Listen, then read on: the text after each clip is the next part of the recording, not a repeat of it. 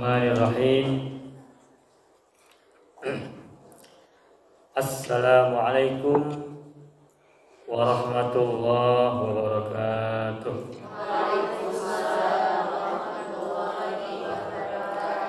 Alhamdulillah rabbil alamin, nahmaduhu hamdan na'imin wa nashkuruhu syukra syakirin. Asyhadu an la ilaha illallah al-malikul haqqul mubin. Asyhadu anna Muhammadan abduhu wa rasuluhu as-sadiqul wa'dil amin. Allahumma shalli ala sayyidina Muhammadin wa ala ali sayyidina Muhammad fil alamin innaka Hamidum Majid, amma ba'du. Qala Allah ta'ala fil Qur'anil Karim, a'udzu billahi minasy syaithanir rajim. Bismillahirrahmanirrahim. Walillahi ma fis samawati ma fil ardh liyajziyal ladzina sa'u bima 'amilu wa yajziyal ladzina ahsanu bil husna alladzina yajtanibuna kaba'iral itsmi wal fawahisha illa lamam inna rabbaka wasi'ul maghfirah wa a'lamu bikum id ansha'akum minal ardi wa id antum ajinnatun fi butuni ummahatikum fala tuzakku anfusakum wa'lamu biman ittaqa. Shadaqallahul azim. Ibu dan Rama, ayatnya panjang yang tadi dibaca. Puji dan syukur kita haturkan kehadirat Allah yang Maha Luhur, yang menganugerahkan kepada kita semuanya nikmat-nikmat kebaikan, nikmat-nikmat kecerahan, nikmat-nikmat keindahan, nikmat-nikmat keselamatan dan semua yang lain yang selalu dilimpahkan kepada kita semuanya. Mudah-mudahan kita selalu menatap hari-hari kita dengan kebaikan, menatap hari-hari kita dengan kedamaian, menatap hari-hari kita dengan kesyukuran, menatap hari-hari kita dengan keceriaan dan kebahagiaan. Amin ya rabbal alamin. Salawat dan salam semoga Allah selalu curahkan pada junjungan alam kekasih agung Nabiullah Mustafa Muhammad SAW, juga untuk keluarganya suci dan para sahabat yang setia. Kita yang ada di sini khususnya juga orang tua kita, pasangan kita, keturunan kita, saudara-saudara kita semua, juga para guru kita sejak kita baru lahir hingga hari ini dan bahkan hingga hari di mana kita dipanggil pulang pada Allah SWT. Semoga kita dan mereka semua termasuk orang-orang yang akan mendapatkan syafaat dari beliau pada hari kesulitan, pada hari kebangkitan, dan pada hari perhitungan dan pembalasan. Amin ya rabbal alamin. Ibu yang saya hormati, alhamdulillah kita jumpa lagi pada pembelajaran kita bahasan tentang tafsir Al-Quran. Dan kali ini meskipun tadi yang saya baca ayatnya panjang, kalau ibu-ibu mau coba lihat boleh tengok, melihat surat An-Najmu surat 53 ya. Surat 53 surat An-Najmu ayat 31 dan 32. Ayatnya agak panjang. Saya tidak akan membahas satu persatu kalimat per kalimat, tetapi secara garis besarnya saja. Pada ayat yang ke-31 Allah menceritakan bahwa Allah memiliki apa yang ada di langit dan apa yang ada di bumi. Untuk apa Allah tegaskan bahwa dirinya memiliki apa yang ada di langit dan apa yang ada di bumi? Dia tegaskan pada ayat berikutnya, liyajziyal ladzina asa'u bima 'amilu. Untuk Allah balas orang-orang yang berbuat kejahatan dengan apa yang telah mereka lakukan. Jadi orang yang berbuat jahat maka ia akan dapatkan apa yang ia lakukan sesuai balasan yang ia terima, dan penerimaan balasan keburukan itu adalah akibat dari apa yang ia lakukan sendiri. Yang keduanya, Allah tegaskan bahwa ia memiliki apa yang ada di langit dan apa yang ada di bumi, juga menegaskan bahwa selain ia memberi balasan kepada orang yang berbuat kejahatan, keburukan karena amalannya mereka sendiri, Allah juga tegaskan bahwa dia akan membalas orang-orang yang berbuat baik dengan kebaikan yang terbaik, al-husna. Siapa orang-orang yang berbuat kebaikan? Siapa orang-orang yang ahsanu? Allah tegaskan adalah alladzina yajtanibuna kaba'iral itsmi yakni orang-orang yang menjauhkan diri dari dosa-dosa besar, wal fawahisya, dan hal-hal yang keji, illal lamama, kecuali kesalahan-kesalahan kecil atau dosa-dosa kecil. Dosa-dosa besar dijauhi, yang keji-keji juga dijauhi, dihindari, kecuali yang kecil-kecil saja, kecuali dosa-dosa yang kecil yang tentu saja kita semuanya pasti adalah orang-orang yang melakukannya. Kita semua adalah para pelaku dosa, pelaku dosa-dosa kecil. Namun begitu, meskipun kita adalah para pelanggan dosa-dosa kecil, para konsumen kesalahan-kesalahan kecil, namun kita semoga tidak termasuk orang-orang yang terjerembab, terperosok dalam dosa-dosa besar apapun itu. Agar kita termasuk orang-orang yang disebut Allah dalam ayat ini sebagai alladzina ahsanu, orang-orang yang berbuat kebaikan, yang nanti Allah beri ganjaran dengan al-husna, kebaikan yang terbaik. Nah, namun begitu, meskipun Allah menegaskan bahwa kita punya banyak kesalahan yang kecil-kecil itu, Allah tegaskan bahwa inna rabbaka wasi'ul maghfirah, sesungguhnya Tuhanmu adalah zat yang maha luas ampunannya. Jadi kalaupun kita hari ini punya banyak dosa, jangan terlalu sibuk dengan merasa orang yang paling berdosa sehingga lupa berbuat baik. Kita sadar kita punya banyak dosa, tetapi kesadaran kita sebagai hamba-hamba yang punya banyak dosa bukan lantas kita merenung diri dalam kesepian untuk merenungi dosa terus tanpa mencoba menghapuskannya dengan kebaikan-kebaikan. Kalau kita merenungkan diri sebagai para pendosa terus selama-lamanya, sehingga kemudian pikiran merasa berat dengan dosa itu menguasai diri kita, kemudian kita lupa untuk berbuat baik apapun yang bisa kita lakukan, maka pengakuan dosa itu menjadi tidak bermakna banyak. Betul bahwa kita harus mengakui dosa. Apa yang sudah kita lakukan kita harus akui bahwa kita adalah hamba-hamba yang banyak berdosa. Tetapi berdiam diri atau mengurung diri dalam perasaan bersalah, dalam perasaan berdosa, mengurung diri dalam perasaan bahwa kita adalah manusia yang paling hina, yang punya banyak dosa, itu semata-mata itu justru malah membuat kita semakin celaka. Dosa jelas membuat kita celaka. Tetapi kalau perasaan berdosa itu hanya kita jadikan alat untuk mengurung diri di tempat dan tidak berbuat baik setelah itu, maka perasaan berdosa, mengakui berdosa itu menjadi tidak mempunyai hikmah yang baik. Pengakuan dosa, merasa diri berdosa itu adalah pengantar, bukan tujuan. Kita punya banyak kesalahan, kita punya banyak dosa, itu jelas, sudah pasti. Tetapi kesadaran bahwa kita punya banyak dosa tidak boleh berhenti hanya di situ, tetapi harus diimbangi dengan tindakan positif berikutnya, sebagaimana yang Nabi Muhammad sampaikan, ittaqillaha haitsuma kunta watbi'is sayyi'atal hasanata tamhuha wa khaliqin nasa bi khuluqin hasanin. Bertakwalah dimanapun engkau berada dan ikut sertakan setiap keburukan dengan kebaikan. Niscaya kebaikan itu akan menghapuskan keburukan yang sudah kita lakukan.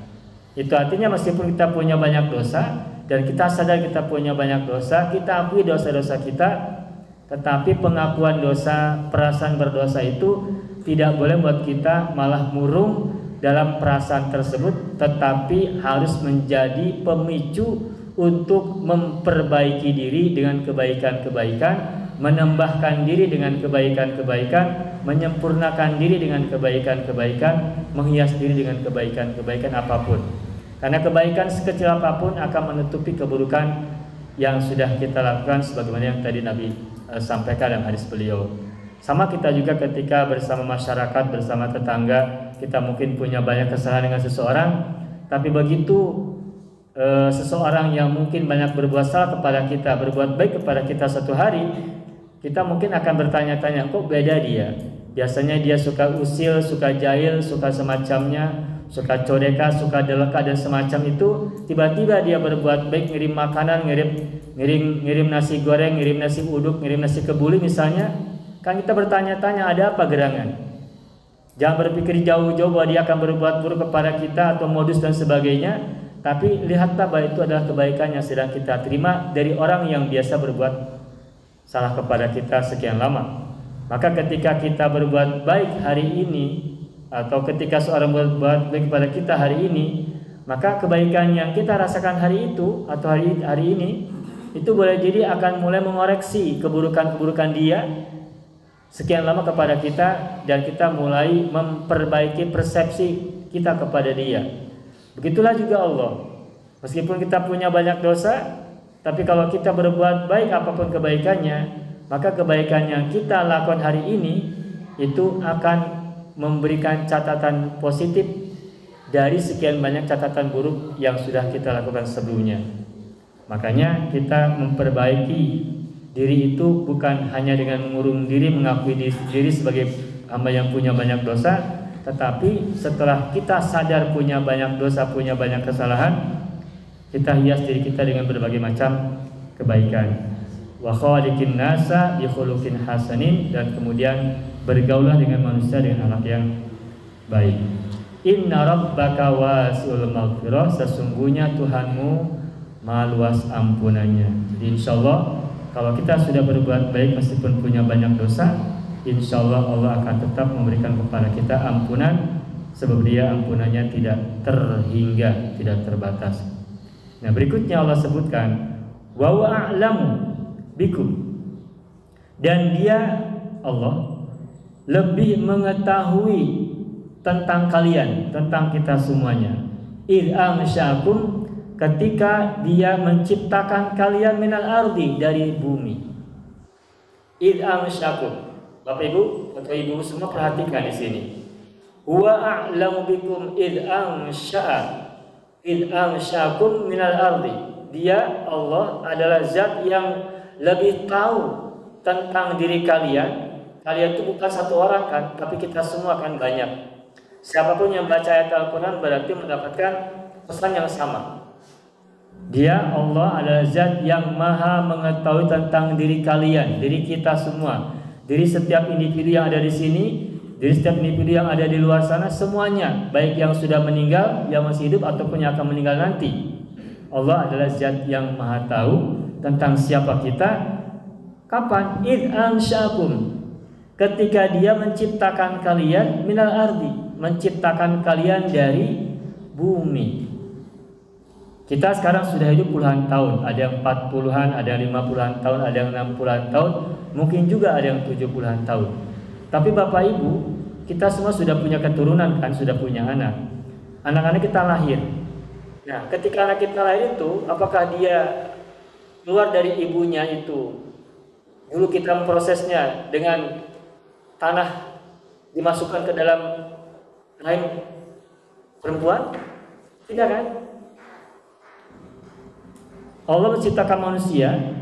Di sini ditegaskan id ansyakum minal ardi, ketika dia menciptakan kita semua, kalian semua, minal ardi, dari bumi, dari tanah. Dan kita sadar bahwa ketika kita lahir ke muka bumi ini, kita tahu dari pengetahuan rasional dan ilmu pengetahuan bahwa kita diproses oleh orang tua kita bukan dengan tanah yang dimasukkan ke dalam rahim ibu kita, tetapi dengan proses yang lain.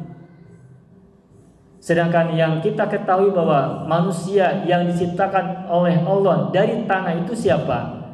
Ada manusia yang pertama, ya kan? Ya, kita tahunya adalah Nabi Adam. Nabi Adam adalah makhluk manusia pertama yang diciptakan oleh Allah dari turab, atau dari bumi, atau dari tanah. Sedangkan keturunan-keturunannya tidak diciptakan dari tanah, tetapi dengan pernikahan, dengan perkawinan, dengan pertemuan antara sel indung telur dengan spermatozoa. Nah, kelahiran kita itu dari situ, bukan dari tanah yang kita misalnya lihat di tanah di bumi berupa unsur-unsur tertentu. Bukan seperti itu kita diciptakan. Bukan dengan bahan-bahan seperti itu, tanah secara fisik yang membuat kita lahir seperti sekarang ini. Sedangkan manusia diciptakan dari tanah itu, kita tahu dari para mufassir, itu adalah tentang penciptaan Nabi Adam alaihissalam atau manusia pertama. Nah, tentang kemudian ada tafsir bahwa manusia pertama itu adalah bukan Adam tapi manusia yang sebelum beliau. Itu mungkin beda lagi penafsirannya atau ceritanya beda lagi atau bahasanya beda lagi. Tetapi ditegaskan bahwa manusia yang pertama mufassir sepakat diciptakan dari tanah, dari bumi atau dari tanah liat. Tetapi pada ayat ini Allah tegaskan id amsya'akum minal ardi. Ketika dia Allah menciptakan kalian kita semua dari bumi. Tetapi kita tahu tadi sudah disampaikan kita mah tidak diciptakan dari bumi, tapi dari unsur pertemuan antara spermatozoa dan sel indung telur dari orang tua kita, ayah dan ibunda kita. Nah, lalu kenapa Allah tidak menceritakan tentang pertemuan sel indung telur dengan spermatozoa itu dalam ayat ini? Tapi Allah tetap tegaskan bahwa Dia menciptakan kita minal ardi, dari tanah. Apa yang bisa kita pahami dari ayat ini? Nah, karena ayat ini bercerita tentang penegasan bahwa kita manusia diciptakan oleh Allah dari al-ardi, dari bumi, dari tanah. Dan kita semua juga termasuk disebutkan dalam ayat ini. Maka kalau gitu pemahamannya bukan karena dalam pengertian secara mantuk. Kita dulu pernah bahas ya tentang mantuk. Apa itu mantuk? Mantuk itu adalah kata yang diucapkan atau diksi kata yang disampaikan atau yang dituliskan. Kalau ini ayat Al-Quran berarti yang diucapkan ataupun yang dituliskan. Di sini yang tertulisnya adalah al-ardu, bumi atau tanah. Nah, sedangkan kita secara keilmuan dan secara realitas kita tidak diciptakan dari tanah secara langsung. Faktanya demikian. Tetapi Al-Quran mengatakan kita diciptakan oleh Allah dari tanah, dari bumi. Nah, karena dipahami secara mantuk, secara tekstual itu tidak bisa dipertemukan pemahamannya, maka kalau gitu kita mesti memahami secara mafhum, secara pemahaman. Apa pemahaman yang bisa kita simpulkan, yang bisa kita gali dari kata atau dari ayat bahwa Allah menciptakan kita semua dari bumi.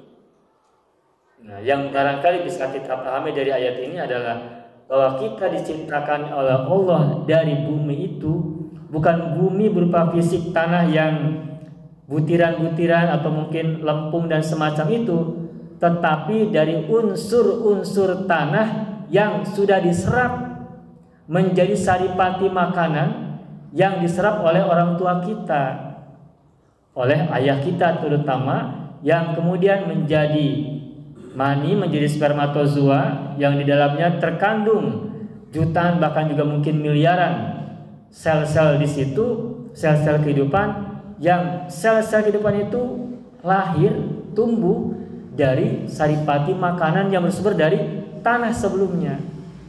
Sehingga saripati-saripati tanah yang sudah dihasilkan menjadi buah-buahan, menjadi tumbuh-tumbuhan, menjadi makanan dan sebagainya, dimakan oleh ayah kita, kemudian menjadi spermatozoa dan masuk ke dalam sel indung telur ibu kita, maka itulah unsur tanah yang terkandung dalam spermatozoa itu, dalam sperma itu.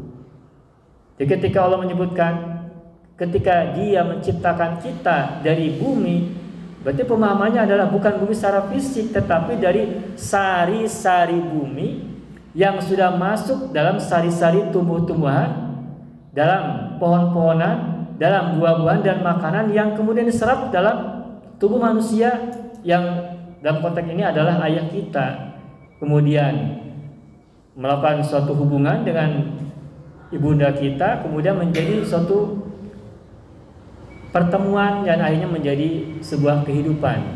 Dan jadilah kita seperti yang sekarang kita hidup bersama dalam dunia.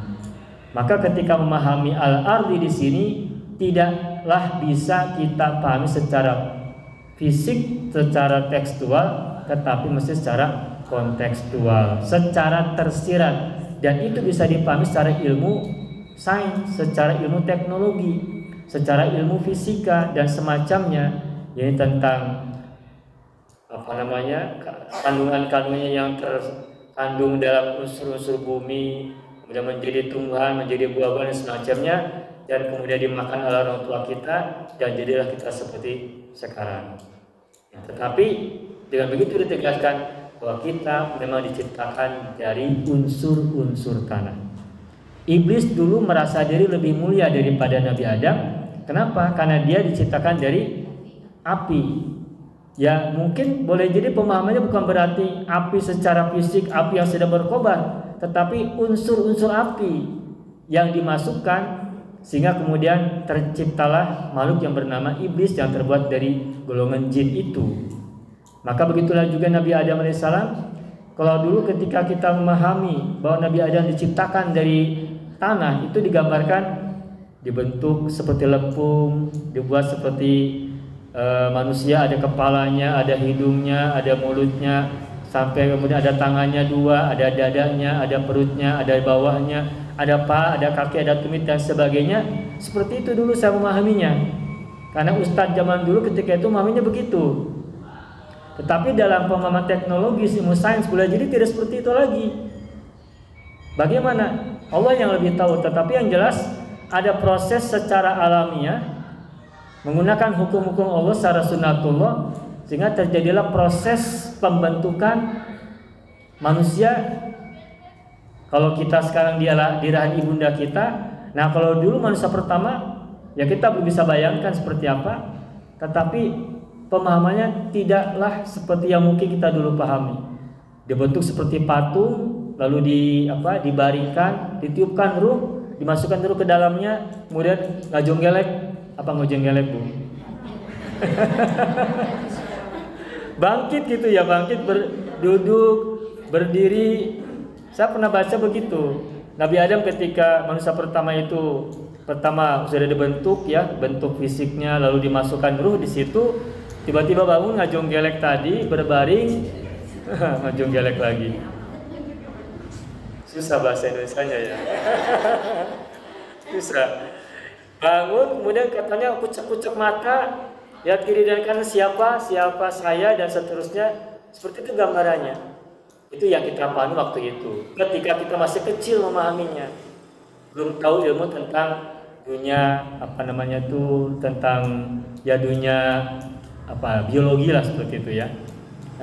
Tetapi ketika kita sekarang sudah mulai membaca ilmu tentang biologi, proses kelahiran dan sebagainya, mungkin pemahaman kita zaman dulu itu akan mulai terkoreksi menjadi lebih baik dalam memahami penciptaan kita sebagai manusia hari ini ataupun manusia pertama pada masa itu.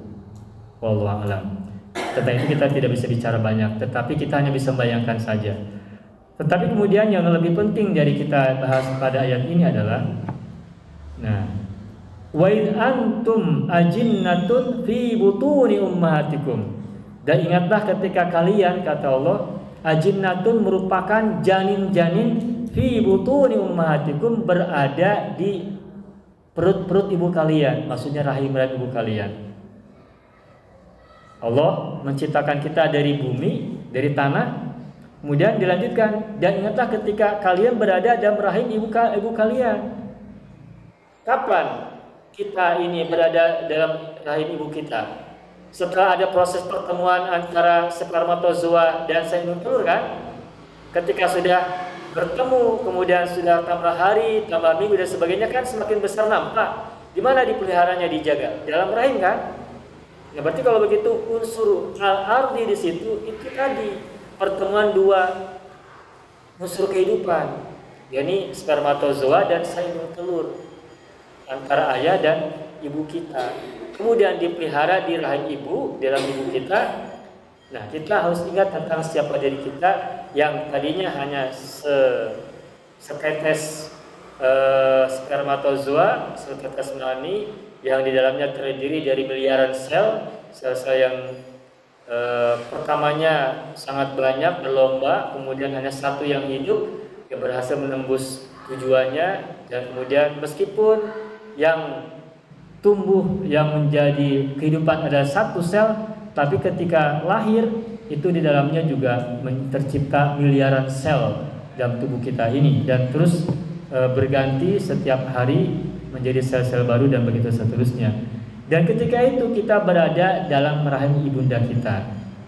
Nah, apa yang akan Allah tegaskan dari ayat ini? Setelah kita diingatkan bahwa kita diciptakan dari al-ardi, unsur bumi yang tadi pemahamannya adalah pertemuan dua unsur kehidupan antara spermatozoa dan sel telur.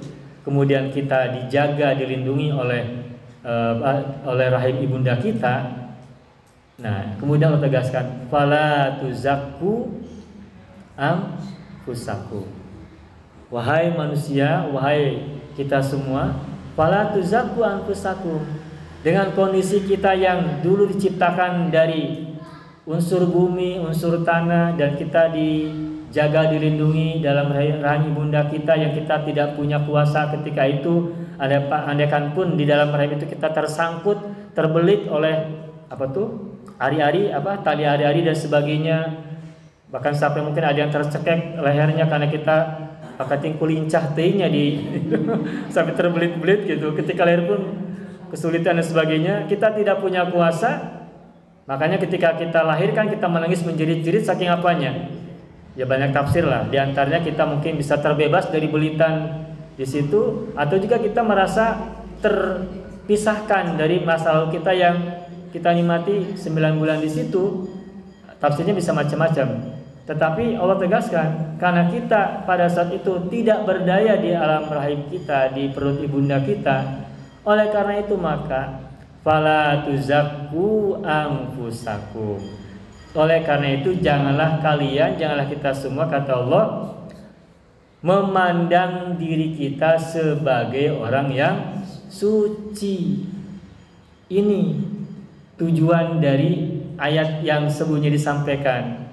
Allah memiliki langit dan bumi, memiliki apa yang ada di dalam keduanya. Kemudian kita diingatkan bahwa kita diciptakan dari tanah, kita dipelihara oleh ibunda kita dalam rahim ibu kita, dan kita punya banyak kesalahan, tapi Allah Maha Pengampun. Allah beri balasan pada orang yang berbuat baik, Allah berikan balasan pada orang yang berbuat buruk dan semacamnya. Oleh karena itu maka fala tuzakku anfusakum. Janganlah kita merasa diri sebagai orang yang suci. Betapapun kita sedang menjadi orang baik hari ini, betapapun kita rajin sholat, betapapun kita rajin ngaji, betapapun kita rajin puasa, betapapun kita sering banyak bersedekah, menolong orang, ataupun kita sering tersenyum pada siapapun, apapun kebaikan yang kita lakukan, pesannya satu, fala tuzakku anfusakum. Janganlah kita dengan itu semua merasa diri sudah menjadi orang yang suci. Karena apa? Karena iblis pun begitu. Iblis itu adalah makhluk Allah yang disebutkan sudah beribadah kepada Allah sampai 3000 tahun. Tapi gara-gara dia merasa diri lebih suci daripada Nabi Adam yang diciptakan belakangan, dia hasud, dia sombong, dia angkuh, maka dia terpeleset. Padahal dia sudah beribadah selama 3000 tahun. Nah, kita sudah usia 60 tahun, ibadahnya gebelang bentong, dosanya banyak, kemudian telah berbuat baik, kemudian merasa diri paling suci. Itu kan terlalu banget. Maka jika iblis yang ibadahnya sangat lama saja bisa terpleset gara-gara merasa dirinya suci, paling suci dan semacam itu, maka apalagi orang-orang yang ibadahnya masih sedikit, kebaikannya masih sedikit, dosanya sangat menumpuk. Maka dari mana kita punya pikiran untuk merasa diri paling suci? Maka Allah tegaskan, fala tuzakku anfusakum. Dimanapun, kapanpun, dalam cerita apapun, dan dalam domain kehidupan apapun, perintahnya jelas, pesannya jelas, la tuzakku anfusakum. Janganlah kita merasa diri suci. Kenapa? Nah, di sini tegaskan, huwa a'lamu bimanit taqo. Dia Allah lebih tahu siapa yang bertakwa, siapa yang baik, siapa yang muhsin, siapa yang pantas mendapatkan kemuliaan di sisi Allah, bukan kita. Maka sering kita mendengar kata-kata, kita ini tidak boleh menjadi pemilik surga. tidak boleh merasa diri sebagai penghuni surga, tidak boleh merasa diri sebagai pemegang kunci surga atau semacam itulah. Itu untuk memberikan peringatan kepada kita, karena kita mah makhluk yang punya banyak dosa, yang punya banyak kesalahan, yang sedikit amal kebaikan yang juga belum tentu diterima. Sehingga boro-boro merasa diri sebagai orang yang pantas masuk surga, mendapatkan ampunan Allah juga sudah sangat beruntung. Oleh karena itu, maka ketika punten-punten misalnya ketika kita sekarang sudah banyak berbuat, maksudnya bergerak menuju orang menjadi orang baik, kita sudah bergerak menuju orang yang lebih baik daripada hari-hari sebelumnya, maka yang harus kita perhatikan itu adalah pikiran dan perasaan kita. Jika kebaikan yang sekarang sudah kita nikmati hari ini, jika amal soleh yang sudah kita bisa lakukan hingga hari ini, jika amal ibadah yang sudah kita bisa lakukan hingga hari ini, kemudian membuat kita merasa sudah sebagai orang yang baik, sudah merasa diri seorang yang lebih baik daripada orang lain, merasa diri sebagai orang yang lebih Islam daripada yang lain, merasa diri sebagai orang yang lebih mukmin daripada orang yang lain, yang mungkin ibadahnya tidak seperti kita, pakaiannya tidak seperti kita, cara tutur katanya tidak seperti kita, maka boleh jadi saat itu kita sudah menjadi sosok-sosok yang kita sering kutuk sendiri, sosok-sosok yang kita sering a'udzubillahi minasyaitonirrajim. Kita minta kepada Allah, berlindung kepada Allah dari setan yang terkutuk, tapi ketika kita justru merasa diri lebih muslim, merasa diri lebih mukmin daripada orang lain di luar sana, karena mereka tidak seperti yang kita lakukan, maka jangan-jangan kita sudah menjadi makhluk-makhluk yang berbeda, yang justru kita ingin hindari dalam mulut-mulut kita. Ya mohon maaf, boleh jadi ketika kita misalnya mengomentari seseorang yang mungkin jarang ke masjid, mungkin jarang melakukan ibadah-ibadah tertentu yang seperti kita lakukan. Nah kemudian kita punya pikiran, wah si eta mah, dengan kata-kata yang buruk gitu ya, kata-kata negatif. Kemudian kita punya perasaan bahwa kita lebih baik daripada dia. Nah itu tuh kita harus hati-hati, karena boleh jadi kebaikan kita yang kita lakukan itu belum tentu diterima, Nah sudah gitu boleh jadi dia sebenarnya punya amalan yang kita tidak lakukan, yang mungkin di mata Allah dia lebih baik daripada kita. Mungkin kita melihat ada di sekitar kita ada orang yang mungkin sedang main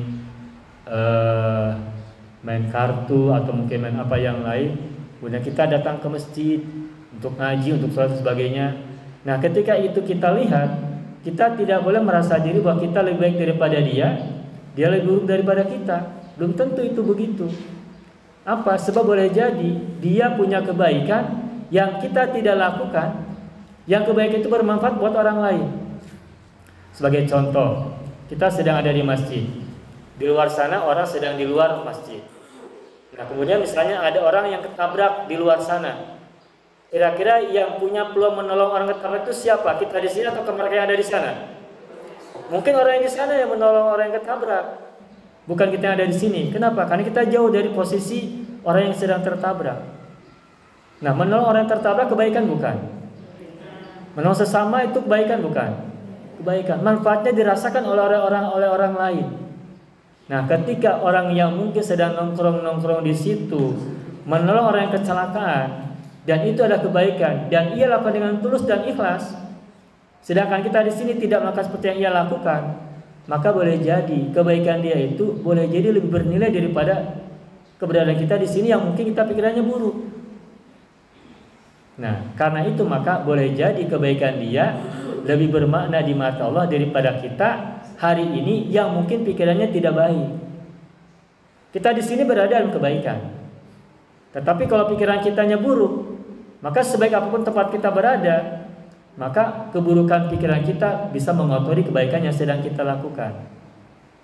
Nah, dengan kesadaran ini, maka kita berharap bahwa meskipun kita diharuskan dan tetap harus konsisten istiqomah menjadi orang baik, berbuat baik dan seterusnya, baik ibadah-ibadah ritual maupun ibadah-ibadah sosial, tapi kita harus menghilangkan perasaan-perasaan, pikiran-pikiran tentang diri kita bahwa kita sudah lebih baik daripada orang di luar sana. Karena begitu kita sudah punya pikiran merasa diri lebih baik daripada orang lain di luar sana yang tidak berbuat baik seperti yang kita lakukan, maka itulah jebakan kita. Jebakan kita dari yang semula ingin dapat kebaikan, karena pikiran kita demikian, maka akhirnya kita mendapatkan keburukan.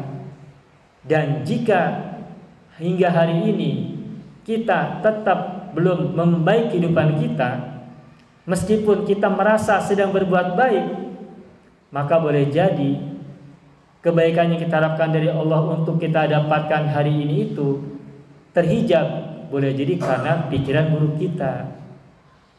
Meskipun kita banyak berbuat baik, meskipun kita banyak berbuat amal soleh, tetapi ketika pikiran kitanya tidak baik, maka boleh jadi pikiran buruk kita itu menjadi penghalang anugerah Allah yang diturunkan kepada kita, meskipun kita berbuat baik, berbuat amal soleh. Gara-gara pikiran buruk kita tentang diri kita, pikiran buruk kita tentang orang lain atau tentang Tuhan, tentang Allah. Maka ayat ini bagi saya sangat bermakna banyak dan sangat bermanfaat sekali, sangat bernilai besar, bahwa kita la tuzakku anfusakum. Janganlah kalian merasa diri suci dengan merasa orang lain buruk di depan kita. Lebih baik kita merasa diri tetap orang biasa-biasa saja, merasa diri orang yang hina, merasa diri orang yang tidak bermakna, ketimbang merasa diri sebagai orang yang berharga, yang punya nilai di mata Allah, padahal kenyataannya tidak demikian. Lebih baik kita seperti Abu Nawas dalam syairnya. Sebagian kita sudah hafal ya ayat yang pertama, misalnya kalimat ini. Ilahi lastul firdausi ala wala aqwa ala naril jahimi. Sudah hafal ini? Hafal ya? Yuk barengin. Ilahi lastul firdausi ala wala aqwa ala naril jahimi. Duhai Tuhanku, aku bukanlah orang yang pantas sebagai ahli surga. Betapapun kita berbuat baik hari ini, betapapun kita sedang berusaha menjadi orang baik hari ini, tetapi kita tetap masih merasa belum pantas menjadi ahli surga. Jangankan menjadi ahli surga, bahkan mungkin mengetuk pintunya pun belum pantas. Saking banyaknya dosa, saking belum banyaknya perbuatan yang Allah terima dalam apa yang sudah kita lakukan. Namun begitu kita juga sadar diri, wala aqwa ala naril jahim.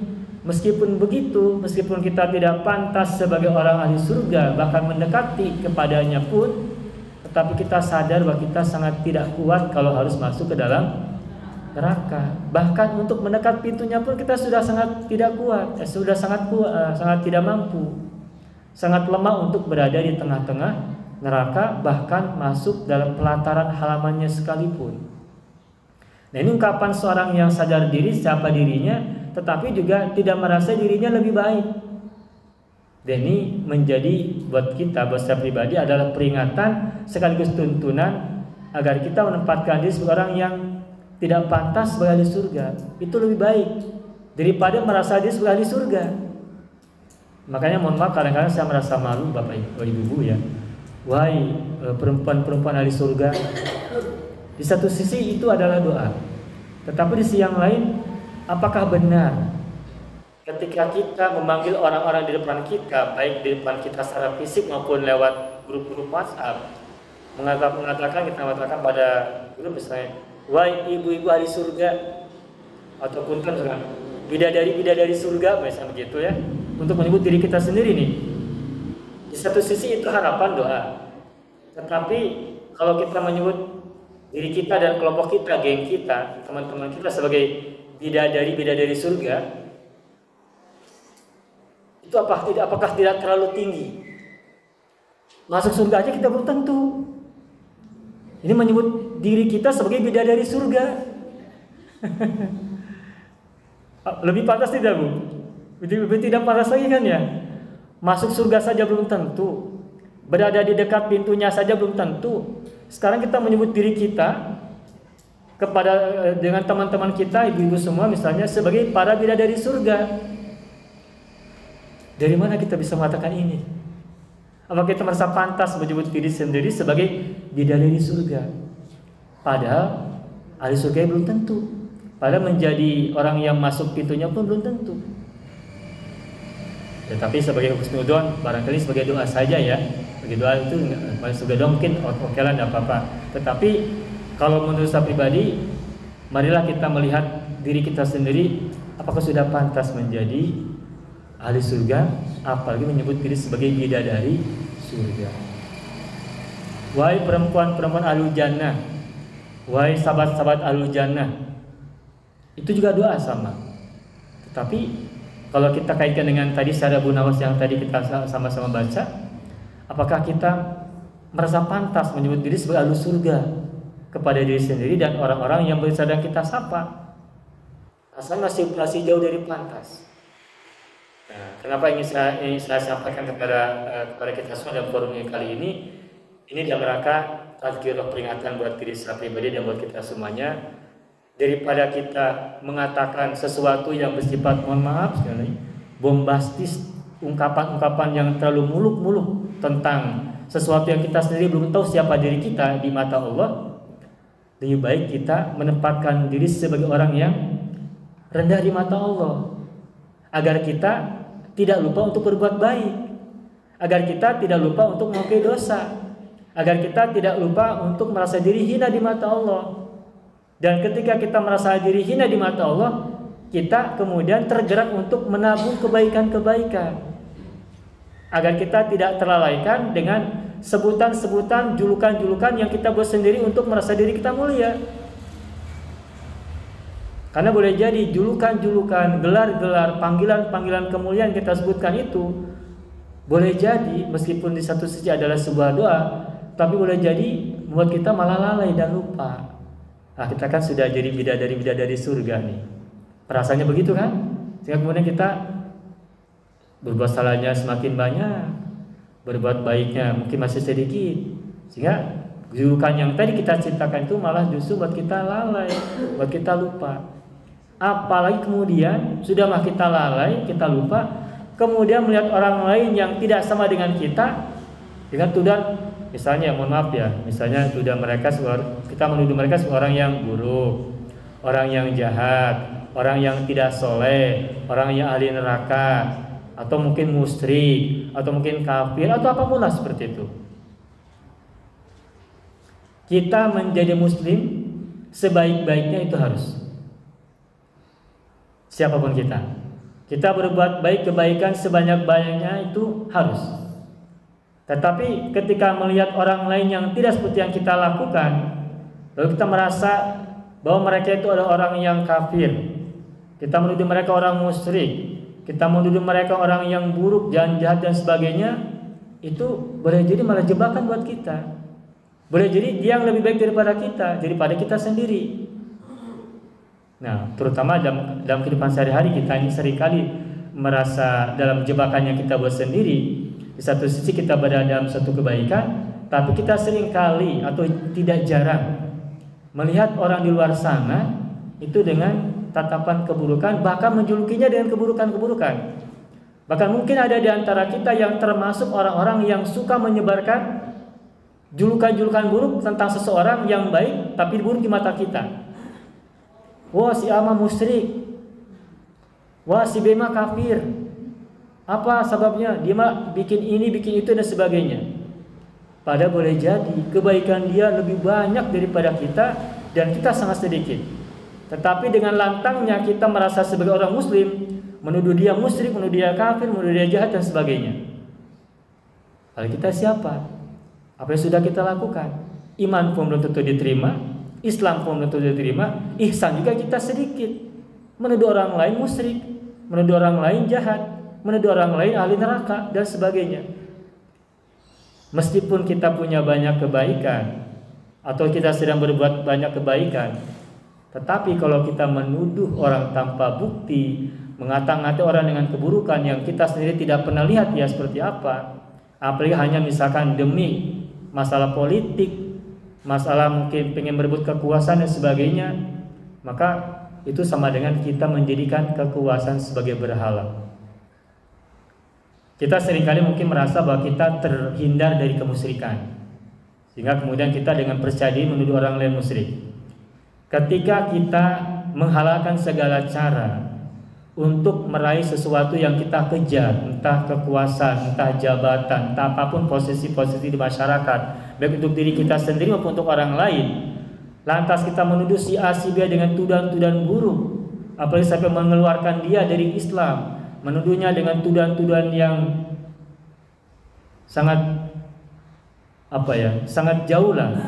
Kalau kita menuduh orang itu tidak baik masih mending, tapi kalau menuduh orang muslim dengan tuduhan musyrik, menuduh muslim dengan tuduhan kafir, bahwa dia orang yang baik, membangun masjid, haji dan sebagainya, dan kita pede mengatakan dia musyrik, itu jangan-jangan lidah kita inilah justru akan menjadi berbalik untuk diri kita sendiri. Rasulullah pernah bersabda, "Man kaffara musliman fahuwa kafir." Barang siapa mengkafirkan sesama muslim, maka justru dialah yang kafir itu. Kalau gitu sebaliknya, atau berkaitan dengan kalimat yang sama, berarti barang siapa menuduh musyrik orang yang muslim, maka boleh jadi kemusyrikan itu justru kembali kepada dirinya sendiri. Maka biasanya di tengah-tengah kondisi seperti ini, kita gampang sekali melemparkan tuduhan-tuduhan kepada orang lain yang berbeda dari kita, kemudian melemparkan tuduhan yang buruk-buruk sekali. Kalau dituduh biasa-biasa saja masih sedang, tapi kalau dituduh kafir, dituduh musyrik, dituduh murtad dan sebagainya, itu tuduhan yang bukan saja menjelekkan orang yang kita tuduh, tetapi juga membahayakan keimanan diri kita sendiri. Man kaffara musliman fahuwa kafir. Barang siapa mengkafirkan seorang muslim, maka dia menjadi kafir. Berarti kalau gitu barang siapa menuduh muslim yang lain sebagai musyrik, berarti jangan-jangan dia sendirilah yang musyrik. Nah, ini peringatan buat kita semua bahwa siapapun kita, marilah kita menjadi orang-orang yang terus berbuat baik. Tetapi ketika kita melihat orang lain tidak seperti yang kita lakukan atau yang kita pikirkan, maka jaga lidah kita untuk memberikan tuduhan-tuduhan buruk, atau bahkan merasa diri kita lebih baik daripada dia, kemudian melemparkan tuduhan-tuduhan yang lebih buruk kepada dia dengan merasa diri kita sebagai orang yang baik. Kita kadang-kala tidak adil pada diri sendiri. Untuk diri kita berikan gelar-gelar yang sangat indah, gelar-gelar yang sangat baik, gelar-gelar yang sangat, mohon maaf, sangat bombastis, gelar yang sangat muluk untuk diri kita sendiri. Tetapi pada saat yang sama kepada orang-orang lain yang berbeda dengan kita beri dia tuduhan atau julukan-julukan yang kalau dia dengar sebenarnya tidak enak. Mungkin dia sakit hati, dia dituduh ahli neraka, dia dituduh orang jahat, dia dituduh dengan tuduhan A, B, C dan semacamnya, baik tuduhan-tuduhan yang bersifat keagamaan. Keagamaan itu misalnya kayak musyrik, murtad, kafir, itu kan tuduhan yang bersifat keagamaan. Nah, kalau tuduhan bersifat sosial misalkan jahat, ya mohon maaf, misalkan ya tuduhan-tuduhan yang bersifat sosial lah, mungkin Ibu lebih paham lah gitu. Itu kan tuduhan-tuduhan yang menyakiti hati orang. Seandainya itu dia didengar oleh orang tersebut, pasti sakit. Dan coba kita lihat dan coba kita rasakan, seandainya tuduhan yang kita lemparkan kepada orang itu, orang tuduhkan kepada kita, pasti kita yang merasakannya juga akan sangat sakit sekali. Oleh karena itu, maka berangkat dari ayat ini sebagai kajian tafsir kita pada sore hari ini, yang bisa kita ambil pelajaran untuk kita semuanya adalah fala tuzakku anfusakum, janganlah kalian, kita semua, merasa diri suci dibandingkan orang-orang lain. Kita harus berbuat kesucian, itu iya. Kita harus bergerak menjadi orang-orang yang baik, itu iya. Melakukan banyak kebaikan, itu iya. Tetapi merasa diri sebagai orang yang paling muslim, merasa diri menjadi orang yang paling mukmin, menjadi orang yang merasa diri menjadi orang yang paling muhsin, paling suci dan semacam itu, paling soleh, paling ahli surga dan sebagainya, itu tidak boleh kita lakukan. Baik pikiran kita, apalagi ucapan. Kenapa saya sebut apalagi? Karena kalau pikiran mungkin hanya kita sendiri yang merasakan, yang mengetahui. Tapi kalau sudah diucapkan, maka boleh jadi ucapan itu bukan hanya buruk buat diri kita, malah akan menyakiti hati orang lain, yang nanti akan menimbulkan penyesatan, mencemarkan nama baik buat orang lain. Wa a'lamu biman ittaqa, dialah Allah yang lebih mengetahui siapa di antara kita semua yang bertakwa. Mudah-mudahan kita terhindar dari pikiran-pikiran buruk tentang orang lain di luar kemampuan kita dan di luar kontrol kita. Dan juga kita terhindar dari pikiran-pikiran bahwa kita merasa diri lebih baik daripada yang lain, karena kita tidak mau menjadi iblis yang sudah beribadah ribuan tahun tapi kemudian celaka gara-gara merasa dirinya lebih baik daripada Nabi Adam, makhluk Allah yang baru diciptakan kemudian. Amin ya rabbal alamin. Tidak terasa sudah hampir 1 jam ya, sudah 50 menit kita sama-sama membahas tafsir ayat ini. Dan sekali lagi saya ingin sampaikan bahwa apa yang tadi kita bahas bersama-sama tentang tafsir ayat 31 dan 32 surat An-Najm itu sesungguhnya adalah peringatan untuk diri saya pribadi, karena kadangkala ketika kita semangat menyampaikan sesuatu, itu boleh jadi kita pada waktu yang lain juga kita sering lupa. Maka marilah bersama ibu-ibu semuanya kita saling ingatkan, kita saling memberikan nasihat masing-masing agar kita selalu ingat untuk tidak memiliki perasaan diri sebagai orang yang suci. Nah, jika itu bisa kita pahami, maka kita bisa bayangkan betapa ada di luar sana ada orang-orang yang merasa diri mulia karena mengaku sebagai keturunan suci. Ada orang-orang tertentu yang merasa dirinya mulia karena mengaku sebagai keturunan orang suci. Dia klaim keturunan Anu dan sebagainya. Kemudian dia sebutkan bahwa kami lebih baik daripada kalian. Seburuk-buruknya kami masih lebih baik daripada sebaik-baiknya kalian. Ulama terbaik daripada kalian masih sejahat-jahatnya kami masih lebih baik daripada ulama-ulamanya kalian. Sampai begitu mengatakannya, itu menunjukkan betapa dia sedang terjebak dalam perasaan merasa diri paling suci. Padahal Allah juga lewat Rasulnya sudah mengatakan bahwa la fadla li arabiyyin ala ajamiyyin illa bittaqwa, tidak ada keunggulan bagi seorang keturunan Arab di atas keturunan non-Arab ajam kecuali dengan takwa, Dan sebaliknya, wala fadla li ajamiyyin ala arabiyyin illa bittaqwa, dan juga tidak ada keunggulan bagi seorang non-Arab di atas orang Arab kecuali dengan takwa. Maka yang menjadi pemicu derajat seseorang di mata Allah itu adalah ketakwaan, bukan nasab, bukan status sosial dan sebagainya. Maka karena itu bukan menjadi penentu kemuliaan di mata Allah, maka untuk apa kita membangga-banggakan keturunan, membangga-banggakan status sosial? Meskipun begitu, kita juga paham bahwa sekitar kita masih banyak orang yang terpesona oleh nasab, masih terpesona oleh status sosial. Dan itulah realitas yang ada di tengah-tengah kita. Mudah-mudahan kita terhindar, baik sebagai subjeknya maupun juga sebagai objeknya. Kita terhindar dari perasaan diri mulia karena nasab, perasaan diri mulia karena status sosial, perasaan diri mulia karena kita sedang berbuat baik dan sebagainya, baik untuk diri kita sendiri maupun untuk orang lain, baik sebagai subjek maupun sebagai objek. Kita tidak mau dimanipulasi oleh orang-orang tertentu dengan alasan nasab dan sebagainya. Tapi kita juga tidak mau menjadi pihak yang ikut mempublikasikan manipulasi-manipulasi atas sesuatu yang tidak seharusnya dan tidak sebenarnya.